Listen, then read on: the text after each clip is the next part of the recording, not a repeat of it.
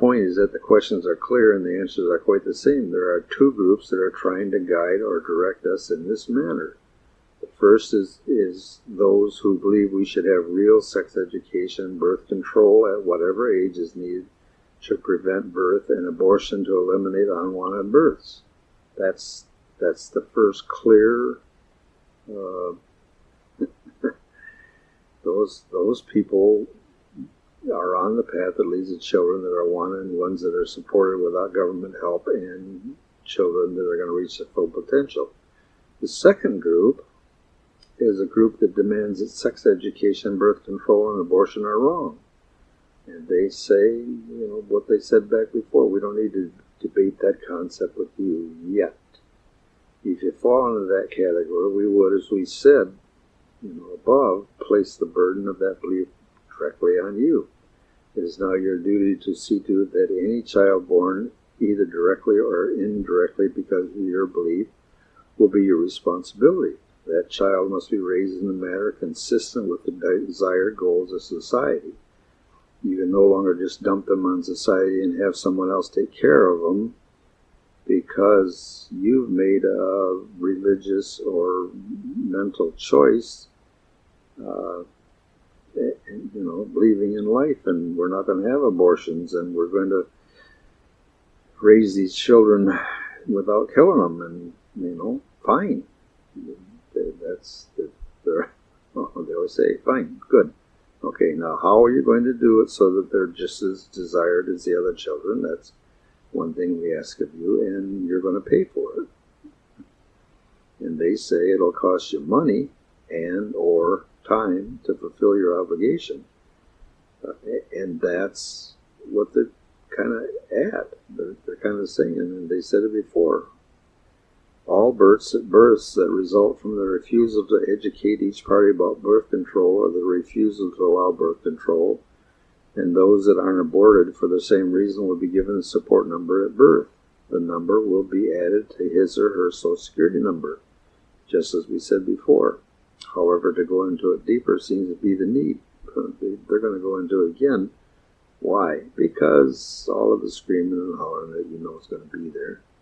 I want to make it absolutely clear. The cost of funding and implementing methods of raising these children that are brought into the world because of the right to life people's beliefs, that's the desired manner that we're talking about. They're going to be born, and they have put on their Social Security a number, and if there is no cost in the burdens sector, now you're talking about the public sector where the government isn't paying, there's cost, but they're taking care of it. If there's no cost in the burden sector of our economy, in other words, the government isn't supporting them in any way, they're supported in the private sector, there's no cost charged, there's no money charged to the pool of those children who have an extra number on their Social Security number. If, on the other hand, there is a cost that can't be covered in the private sector, then that cost is placed in a pool. That pool is financed by those who have declared their belief in the right to life, and those who have refused, for whatever reason, to follow the steps to prevent pregnancy. So, in brackets, they say, understand this can be a religious belief or any other reason. We do not have any objection to those beliefs. However, those who do not hold these beliefs should not have to pay for them. If you believe you are right, then pay the cost of your beliefs. And they said that is financial and time. So they go on and say the financing for those children with those extra numbers on their Social Security, that the money that the government financed for those children will be totaled up at the end of the year, and you'll pay it on an income tax. Those people who have declared that they are right to life people, they'll pay it with an extra income tax. Now, you understand that there aren't going to be very many children we're talking about, because you're going to find ways to keep it from happening. But there'll be a few, and you'll be charged for those few, but there'll be they're assuming there's going to be quite a few of you. From what we've seen, there's a whole lot of you that believe in right to life. Good. Then, it could be pennies. It could be, $15 at the end of the year.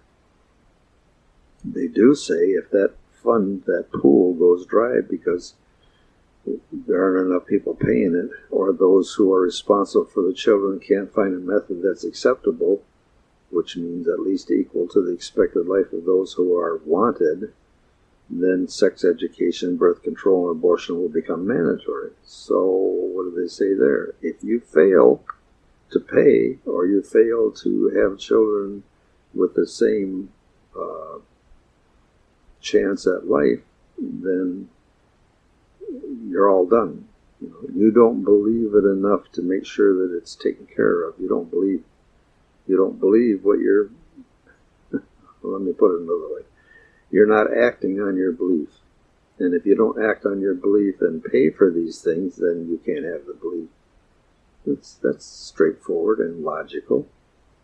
And they say, again, the intent is those who profess a belief will be made accountable for their choice. They have opened the door, and those who enter, in other words, those who are born, must be taken care of. Now, it'll be the door opener's responsibility. With that taken care of, we have wanted children who will be taken care of, and they too will have a chance to develop their full potential. So, anybody see anything wrong there? I know what you're going to see wrong if you're a right to lifer is that you're going to have to pay, and these other people aren't going to. But then these other people aren't going to have children coming into the world. So, leave your guns at the sheriff's office, and then go out there. So they say one of the problems begin to surface immediately. Those who fall in the burden class and don't have an income, what are we supposed to do with them? Here again, we run head on into the do-gooder. If a person has free education placed in front of him or her, and there are plenty of jobs, that person can only... Now, do you understand what they're doing here? They're finally getting to the who's on government support and why. And I told you that they would get to them. So now, put this into the package that we were looking at above, and you begin to understand why they're seeing things the way they're seeing things. This is what they say. One of the problems begins to surface immediately. Those who fall in the burden class don't have an income. They have a gift from the government.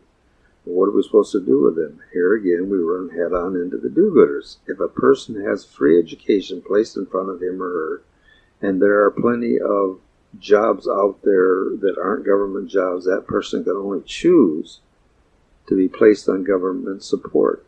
That choice must have its bad side if we wish to support only those in need. The bad side is they lose some of their rights. If they choose to have us support you, if you choose to have us support you, rather than work out there in the public sector, then you can't ask us to give you the nicest housing, the best food, and name brand clothes, and a new car. You understand that. I mean, that's logical.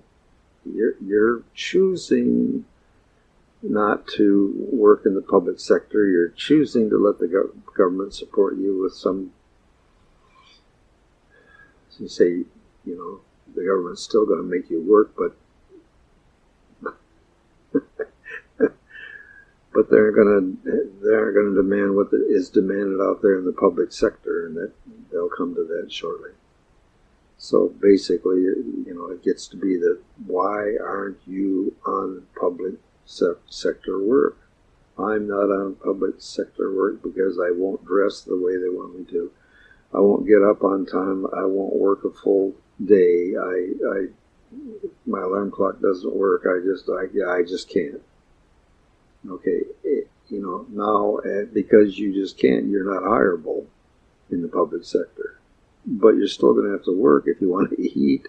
So the government is giving you these baloney jobs, or these, well, for some people, baloney jobs. You didn't get up on time. Well, okay, that's why you're not hireable, and you're not going to have the best food, and you're not going to have the best car, but you'll live. And that's what they're pointing at. That's what they're asking you, isn't that right? Isn't that the way it should be? We give you the best preventive medical help in an effort to cut our medical burden. You can understand that too, can't you? Well, then why is it taboo to suggest that we put you on a birth prevention program while we support you? The cost of a child far outweighs the cost of all the other things that you want combined. If you aren't willing to give a child a true home and a family, then the cost goes up to an unacceptable level. To carry the concept even further, if you're obviously not going to be able to choose not to raise your child with any hope of a productive life, must we allow you to have a child? And the cries from the do-gooders are now heard to heaven. What's wrong here? They will tell you the government will soon control who can have a child, or worse, some expert group who's busy trying to design a super race. And they say that was already tried, and it failed. Why? And they say we have been trying to explain through the whole of this book that that what the problem is man doesn't understand who he is, how he got here, and where he's going. With his present understanding, we would be the last to recommend that man control who's to be born or who's not.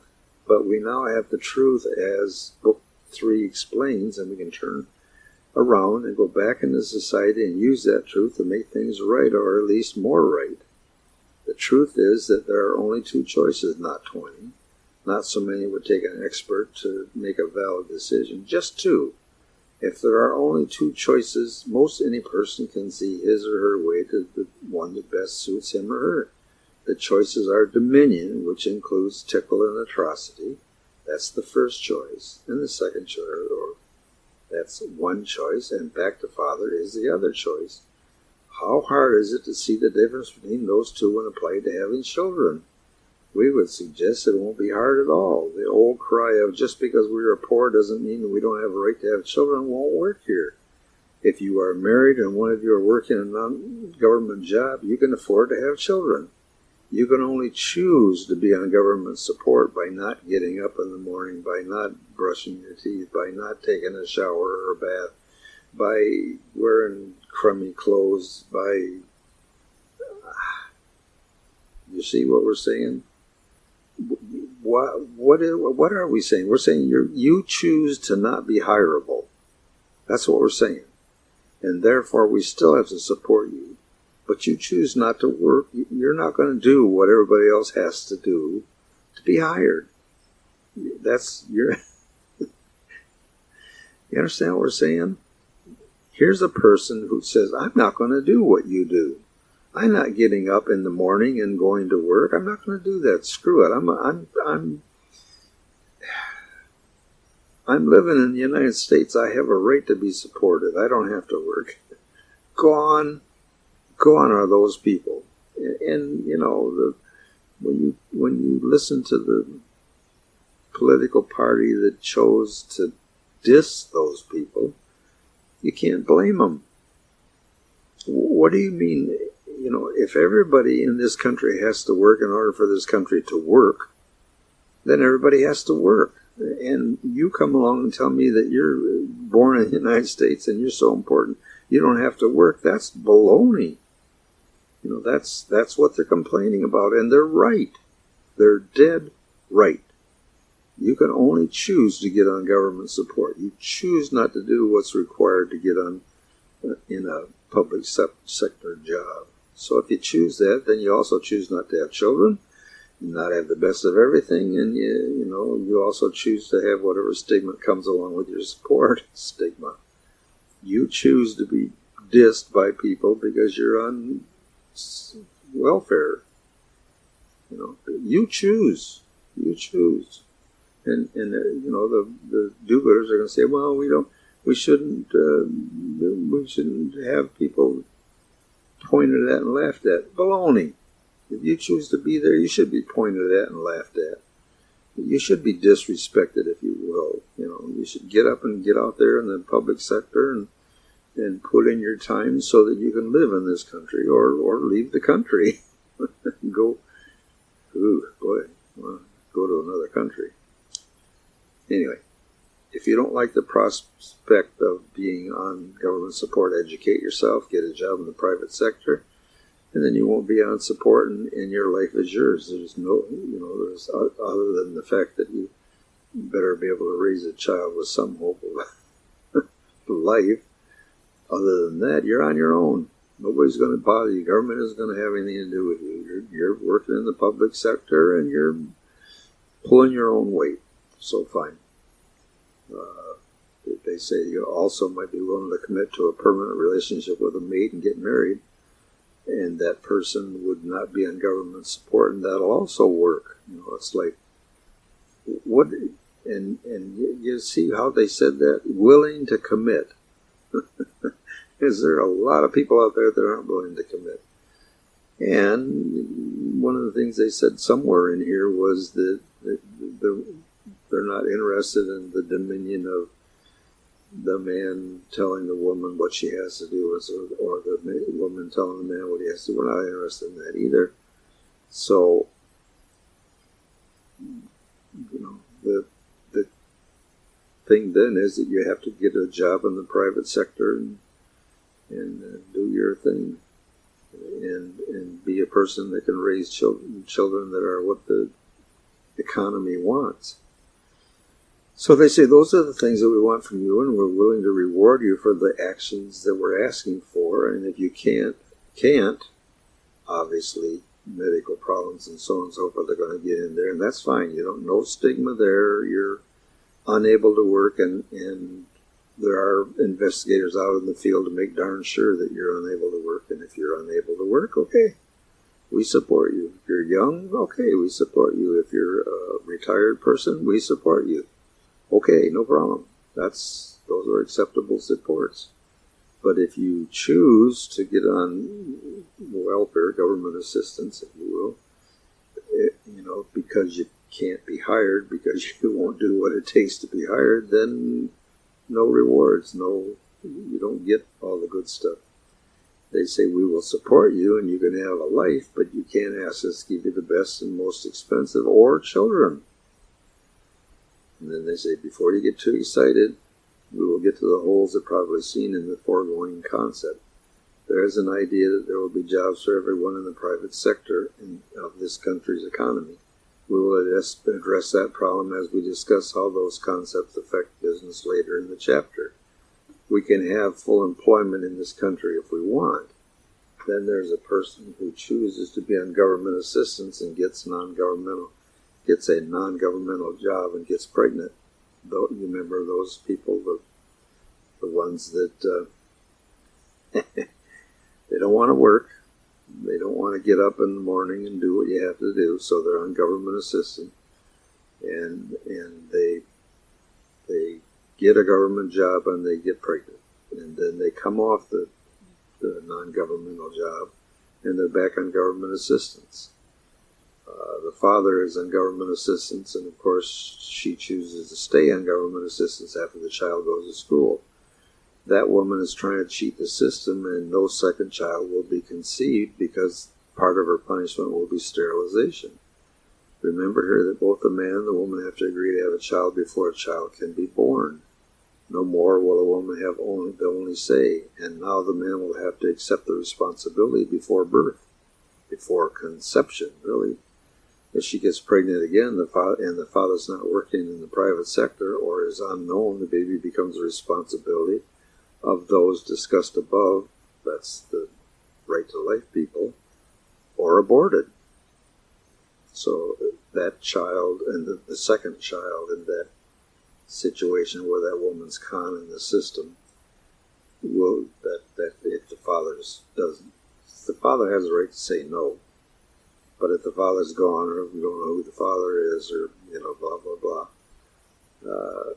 then the child is going to be born, and the right to life are saying, you can't abort that child, that's murder. And you say, okay, no problem. The woman is sterilized so that she cannot have another child, because we already know she's going to con us. And the child that she has, the second one, is taken by the right to lifers and treated as they agreed, as discussed above. So that takes care of those loopholes, and there are probably more, and that's why you have a government employees that are looking out for your best interest, and they'll figure it out and use some logic and get it taken care of. And that's the way it should be. You don't have corporations telling them how they have to do it. You have people voting them in and voting them out, which is the way it's supposed to be. I mean, you got to remember, there's one thing that everybody forgets all the time. You people who vote, who should vote, and your vote should count, and the majority of you should be able to say how it's going to be, you're paying for it. They really want you to get it. It isn't the congressman that's paying for it.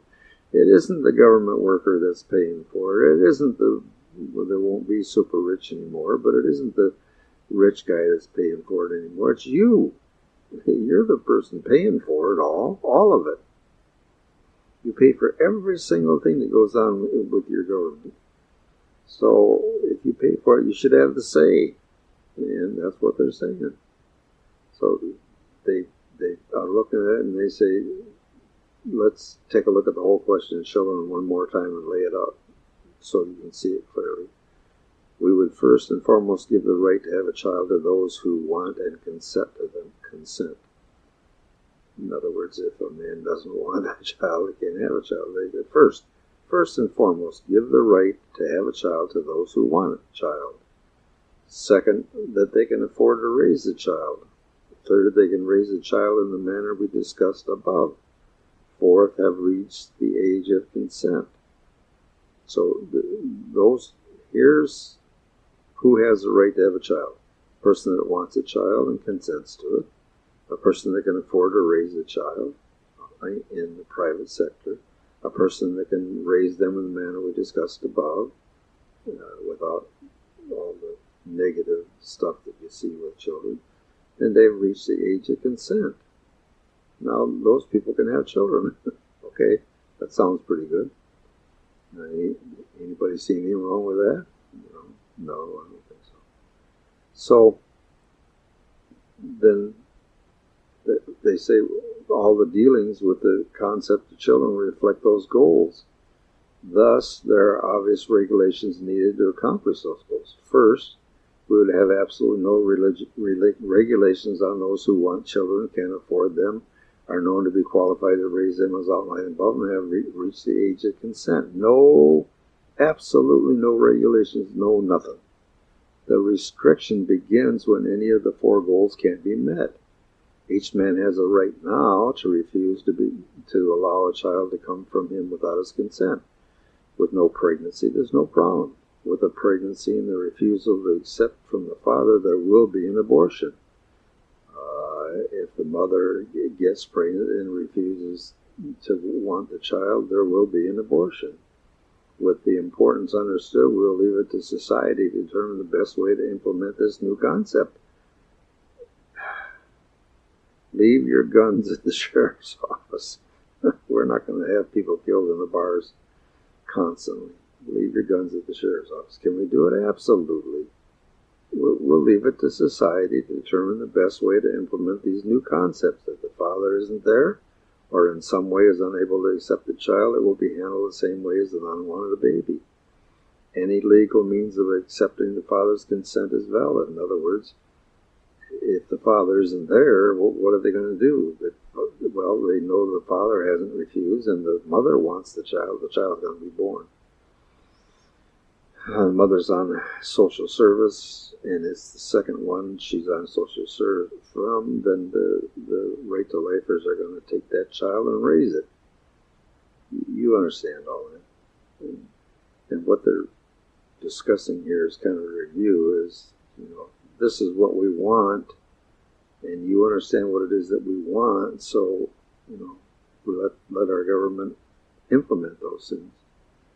And so they say, just keep in mind the four goals that we are looking for, and make sure that each case of pregnancy falls into one or more of those categories, and we'll explain them and allow the cases to fit the concept. So they got 4 things that they want, and you understand what they are, and now let's make the laws to match up to what we've just said.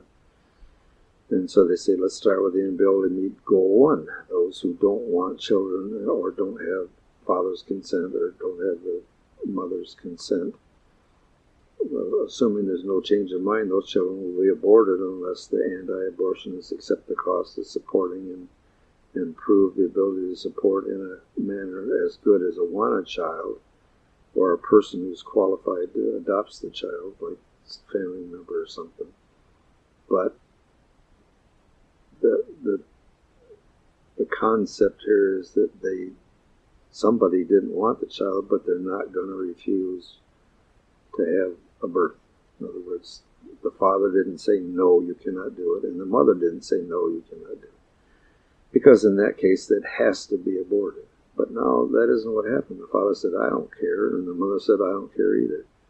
Then, it's the right to lifers. That's the child with the Social Security extra number and the pool of cost, if there is any.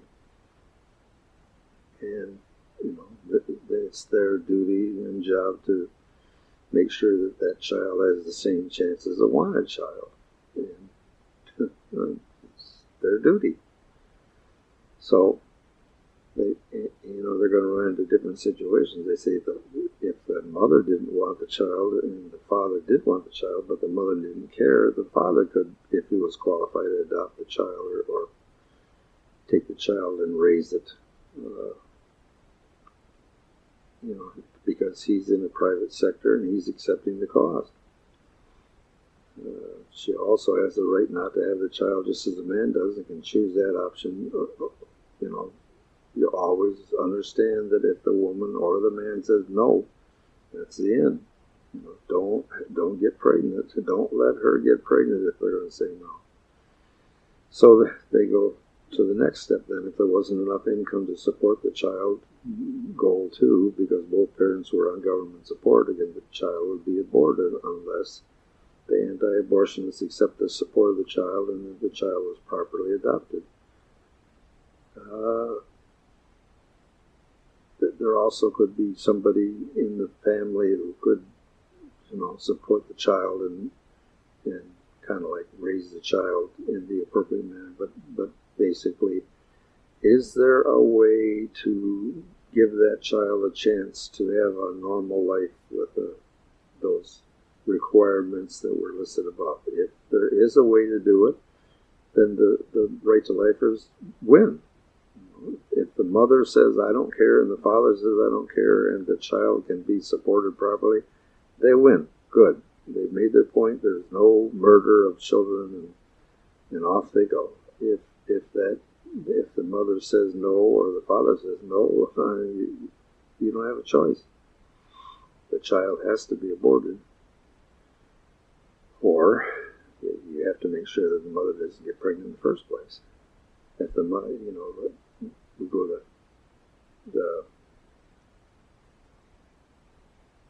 that cover goal 3, they can be raised in the manner discussed above. That right to life work, it resolves that problem, so that anytime the right to life people get involved, they have the means to raise that child properly. And so that covers that. We don't need to discuss it any farther. If the woman doesn't say no and the man doesn't say no, they have a perfect right to grab that child and raise that child and support that child. Now, you understand that the woman who's on welfare and the man who's on welfare and has a child doesn't have the right to have the child. And she's going to be sterilized next. But you can understand how it works. If the mother had not reached the age, they're talking about things that are weird things that are going to happen. We know they're going to happen, so what are we going to do about it? If the mother had not reached the age of consent, goal 4, but consents to the birth anyway, and the father accepts the support and has the means and is qualified and is old enough and hasn't been convicted of rape, then the child can be born and the father takes support. So that constantly, the only questions that you have are, well, obviously you can't be convicted of rape. You can't take the child. You can't rape a woman and then be allowed to take the child. That's obvious. So if you're convicted of rape, then you're out. But let's just say that she's 16 and you're 17 or 18, and you have a public sector job, and she's, I can't raise this child, but you want it. Okay, then if everything is okay, everything's fine, then go ahead and you raise the child.